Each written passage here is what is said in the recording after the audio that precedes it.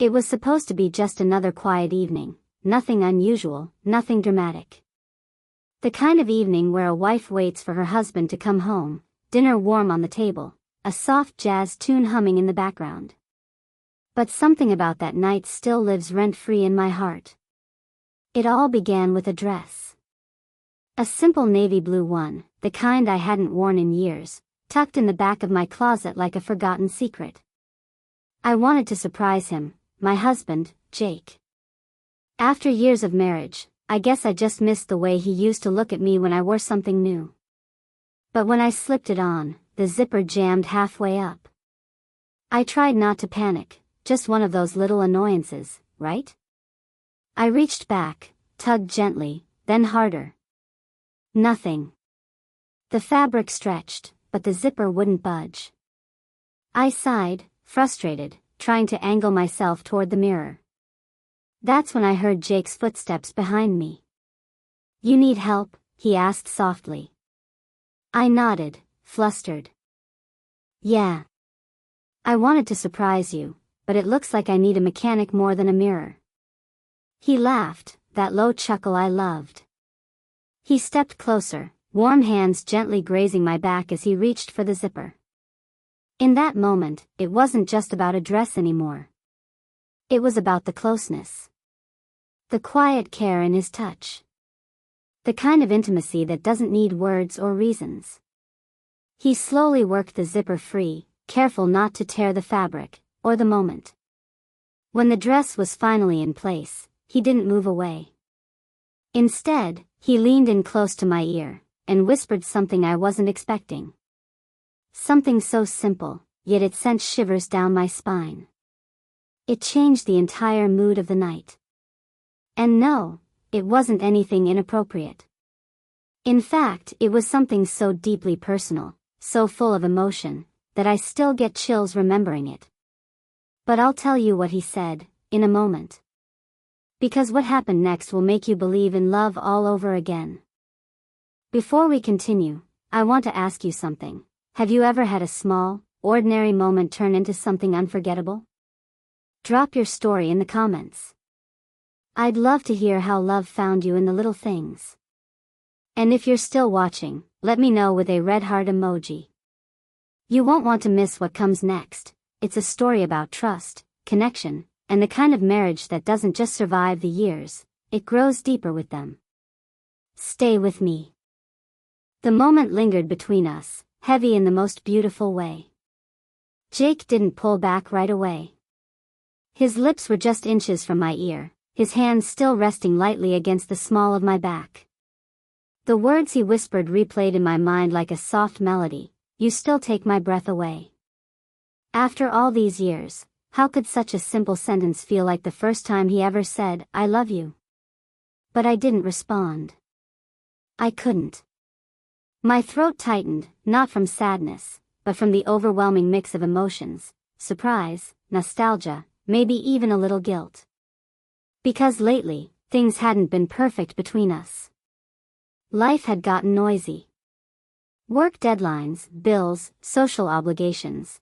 We were still sharing a house, still saying good morning and good night, but somewhere along the way, the space between those words had grown wider. I turned to look at him then, really look. Jake's eyes met mine, and they weren't just eyes anymore. They were memories. Of late-night drives and shared laughter over burnt pancakes. Of him nervously fixing his tie at our wedding and holding our newborn daughter with trembling hands. He was still that man, but had I stopped being the woman who saw him that way? "I didn't expect you to say that," I finally murmured, my voice low. Jake smiled gently, brushing a loose strand of hair from my cheek. "Sometimes I think I don't say what I really feel enough. Maybe it's time I start." The tension hung between us, not the kind that makes you want to walk away, but the kind that makes you want to stay and figure things out. The kind that whispers, "Don't give up just yet." That night wasn't planned. It wasn't some grand romantic gesture or anniversary celebration. It was just one of those unexpected pauses in life when everything slows down, and you realize how much you've been missing, even when it's standing right in front of you. But something strange happened after that moment. Just when I thought the evening would shift into something warm and easy, Jake went quiet. He sat down on the edge of the bed, staring at the floor, his fingers loosely laced together. I joined him, concern tugging at my heart. Is something wrong? He looked up at me, hesitant. There's something I've been meaning to tell you. And just like that, the warmth flickered. Not disappeared, but dimmed. That knot in my stomach returned, the kind you get when you know the next words could change everything. I didn't press. I just waited, heart pounding. But he didn't say it. Instead, he took my hand, held it firmly, and whispered, "Not tonight. Just, stay with me." So I did. But the unspoken words filled the room more loudly than anything he'd said before. And suddenly, I wasn't sure if that whisper behind the zipper was the beginning of a new chapter, or the end of the old one. Have you ever felt that? Like love was right there, but so was something else, something you couldn't quite name? Tell me in the comments below. Maybe your story helps me understand mine. The silence between us that night said more than either of us could. I sat there, still in that navy blue dress, the room filled with soft shadows and echoes of what almost was. Jake hadn't let go of my hand. But the way he held it, it didn't feel like comfort. It felt like holding on to something slipping away. I tried to read his expression, searching for clues behind those tired eyes. Was it work? Family? Us? I didn't know what to ask, or even if I should. A part of me didn't want the answer. Not yet. He finally stood up, walking slowly to the window, pulling the curtain back just enough to glance out at the street.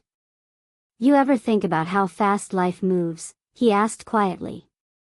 Like one day, we're young and wild, and the next, we're just trying to remember what we used to dream about. His words sat heavy in the air. It wasn't just small talk. Something inside him was changing. Or maybe something had already changed, and I was only just noticing. I stood too, wrapping my arms around myself. You used to tell me we'd grow old chasing sunsets. That you'd still sneak up behind me and kiss my neck, even with gray in my hair. Jake turned around slowly. I still believe that. But believing it and living it, that's where I'm struggling. I didn't know what to say. My heart wanted to pull him close, to fix it with a touch, a kiss, something. But he looked like he was in a place I couldn't reach, not yet. Then, something unexpected happened. My phone buzzed on the nightstand.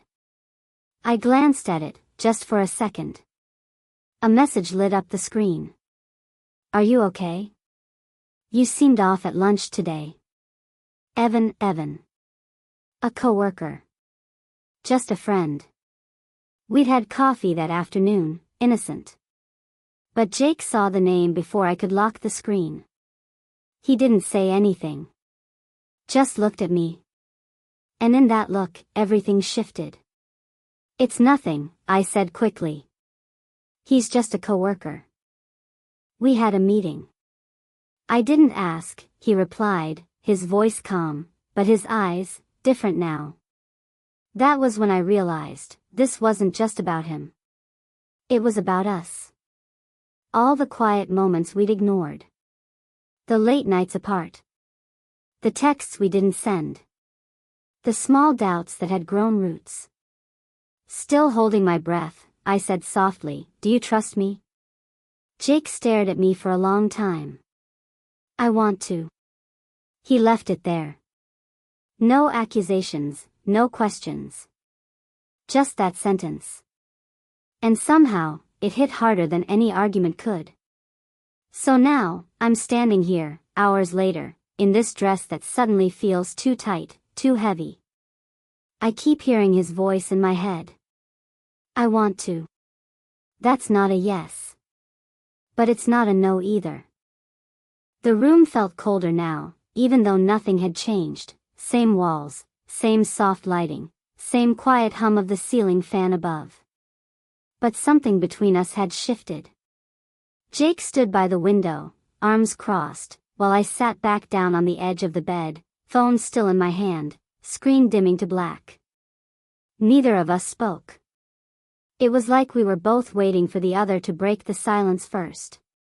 My heart was pounding, not because I had done something wrong, but because I didn't know how to explain something I hadn't fully understood myself. Evan's message wasn't romantic, not even inappropriate. But in that moment, under the weight of Jake's eyes, it felt like a crack in the surface, like something small might lead to something much bigger. And that terrified me. Jake finally turned. "Do you talk to him often?" His voice wasn't angry. It was careful, like he didn't want to accuse, but also didn't want to be lied to. I looked up at him. "Not like that. He's just someone I work with." We were talking about the Johnson pitch. He noticed I seemed distracted. "And were you?" Jake asked, walking closer, stopping just short of where I sat. "Yes," I admitted. "Because of us. Because I've been feeling like we're just existing." Jake nodded slowly, but there was a look in his eyes I couldn't place. Hurt? Doubt? Maybe both. He sat down beside me, our shoulders barely touching. "I've been feeling it too," he said. "But I didn't want to push. I thought maybe you just needed space." "Maybe I did," I whispered, "but not space from you." The quiet between us stretched longer this time, not angry or awkward, but uncertain. Like we were standing on the edge of something, and the next thing we said would decide if we fell, or flew. Then Jake did something I didn't expect. He pulled out a folded piece of paper from his jacket pocket and handed it to me. "I wasn't planning on showing you this tonight." I unfolded it with trembling hands. It was a letter. Handwritten. My name at the top. And just one line that jumped out immediately: "There's something I've been hiding from you." My breath caught. "What is this?" Jake looked down. "I was going to tell you earlier, but I couldn't." I stared at the letter, the words blurring as 1,000 thoughts raced through my mind. Was he hiding something from our past? From our future? Was there someone else? I looked at him, eyes burning. "What is this about, Jake?" He didn't answer. He just looked at me like he wanted to reach for me but wasn't sure if he had the right anymore. And that's where we stayed, caught in the middle of a question neither of us was ready to answer. If you were me, would you read that letter? Let me know in the comments. Heart this video if you've ever felt love slipping through your fingers and didn't know how to hold on. I held the letter in my hands like it was something fragile, something that might shatter if I breathed too hard. My name was written in Jake's familiar handwriting, but the rest of it didn't feel familiar at all. That one line, "There's something I've been hiding from you," echoed in my head like a warning.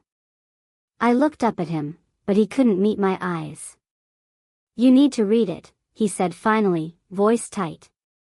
"I should have told you a long time ago. But I was afraid it would change everything. And maybe it already had." I unfolded the paper, heart racing, and scanned the first few lines. Jake had written it like a confession, his words careful but emotional. It wasn't about another woman. It wasn't betrayal in the way I feared. It was something else, something deeper.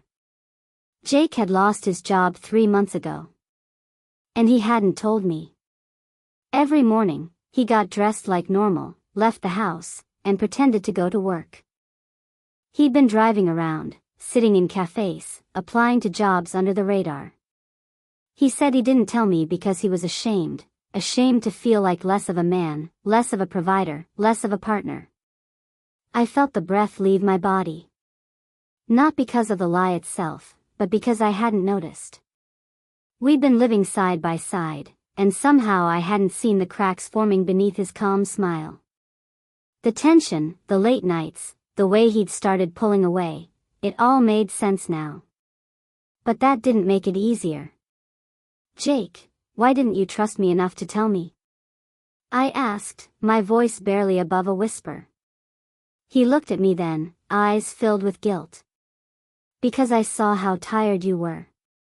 You were already carrying so much. I didn't want to add to it. And deep down, I didn't want you to see me differently. Before I could say anything else, my phone buzzed again. Evan's name. I hesitated, just long enough for Jake to notice. He didn't flinch, but something changed in his posture.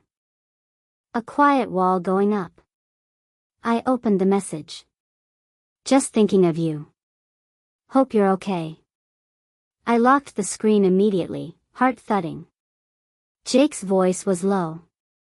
Is he just a coworker? I turned toward him, struggling for words. Jake, I haven't done anything wrong. But I don't know. Maybe I've been feeling alone, too. That silence between us, this time it wasn't soft. It was sharp. Heavy. Because now, we weren't just dealing with one secret. There were layers to this. Unspoken feelings, broken trust, unmet needs. Jake stood slowly. If we're both feeling alone in the same room, maybe that's the real problem. And just like that, the air shifted again. This wasn't just about lost jobs or late messages. This was about two people who had once promised forever, and now weren't sure how to get back to each other. Would you keep fighting, or would you walk away before it hurts more? Tell me in the comments. Your voice matters more than you know. Jake didn't move. He just stood there, staring at the floor like the words between us had drained whatever strength he had left. I held the letter tighter, feeling the weight of what he'd been hiding, not just the job, but the fear, the pressure, the silence we'd let build up over time.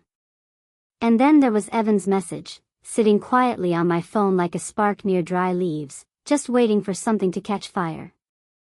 I don't want to lose you, I said finally, my voice cracking. Jake looked up. Then why does it feel like we already did? That hit me harder than anything he could have shouted. Because he wasn't wrong. Somewhere between being partners, parents, and people trying to keep life from falling apart, we'd stopped being us. We'd stopped looking at each other like we used to. The little touches, the unexpected kisses, the late-night talks, all of it had faded without us even realizing it. I was scared too, I admitted. Not of you, but of how quiet things had gotten between us. And when Evan messaged me, it wasn't about him. It was about the fact that someone noticed. And I hated that. I hated that it wasn't you. Jake didn't speak for a long moment. Then he walked over, sat down beside me, and reached for my hand. His grip was warm, firm, but trembling just enough to tell me this mattered. I miss you, he said. Not the version that puts on a brave face. You. The woman who wore this dress for me tonight, hoping I'd still look at her like the first time. Tears welled in my eyes. Do you? I never stopped, he whispered. And just like that, it all cracked open. The tension, the distance, the quiet ache that had filled our house like fog, it broke. We held each other, not like people fixing a broken thing, but like two souls finally remembering what they had built together. But just as we began to settle into that fragile, healing moment, my phone buzzed again. This time, Jake didn't look. He just said, "You can check it." I hesitated. Then I picked it up. But it wasn't from Evan. It was from Jake's sister, Mia. Did you tell her about the offer yet? I turned to him, confused. What offer? He looked surprised, almost embarrassed. I was waiting for the right time. What kind of offer, Jake? He took a breath. I got a job. Not just any job. It's in Portland. It's a big position, but we'd have to move. It means leaving behind a lot, our neighborhood, your studio, our routines. I stared at him, stunned. You were going to leave that out too? I was afraid you'd say no, he admitted. But maybe a new place, a new start, is what we need. And just like that, the ground shifted again. We weren't just choosing each other. We were choosing the unknown. So now I ask you, would you stay where things are familiar but broken? Or would you risk everything for a chance to start over with the one you love? Tell me in the comments. This story isn't just mine, it's ours. Jake and I sat in silence for a long time after he told me about the job in Portland. My thoughts raced, memories of this home, my small art studio down the street, the neighbors we'd grown close to, even the smell of morning coffee from the cafe 2 blocks away. And yet, part of me wondered if staying in the same place had allowed us to drift apart. Maybe what we needed wasn't comfort, it was change. Jake watched me carefully, like he was afraid my answer would break whatever was left between us. But I saw it now, the effort, the vulnerability, the love still in his eyes even after all we'd been through. He had messed up, yes. But so had I. We had let life come between us, and for the first time in a long time, we were being honest about it. I don't know what the right answer is, I said finally, voice soft. But if you're willing to try, so am I. His shoulders dropped, just slightly, like the weight had lifted a little. He reached over and brushed his fingers along my cheek. I don't want to move without you. And I don't want to stay here if we're going to keep pretending everything's okay. I nodded slowly. Then we'll decide together. The next morning, we sat on the porch drinking coffee like we used to. No phones, no distractions, just us. We talked about everything, the job, the move, my studio, what it would mean to start over.